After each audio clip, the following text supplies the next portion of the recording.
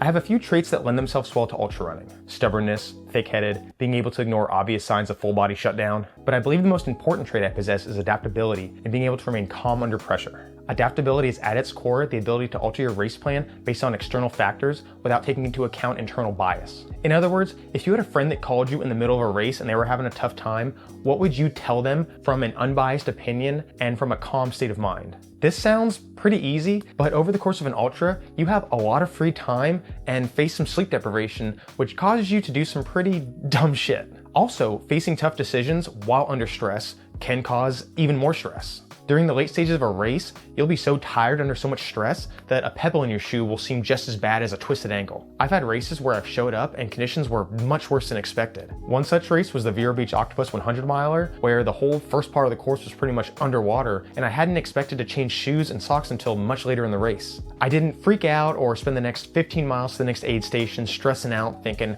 woe is me, the race is over. No, I calmed down, I assessed the situation, and I realized that every other runner out there was facing the same hardships as I was. So how do you get better at adapting to tough situations and handling the stress? I'll be going over different methods of handling stress during a race in a later video, but what I want to tell you right now is the foundation of my stress management, which is realizing that everything can and will go to absolute shit.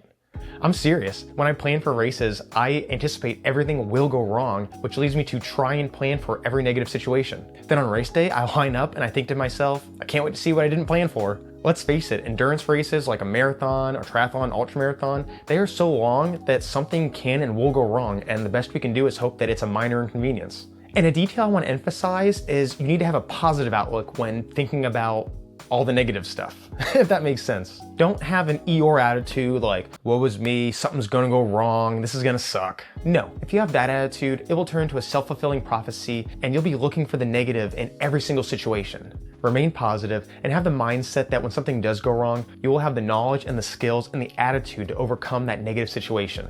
Another method of building adaptability is to do hard stuff and adapt. Enter tough races with the mindset that you may not finish or that the whole day may suck trying to get to that finish. I touch on this topic on the video I made on why we should take on tough challenges, linked in the video description, but facing tough challenges not only gives us a confidence boost, but teaches us tangible, reusable lessons that we can then reapply to other races. I've never thrown up during a race, until I did.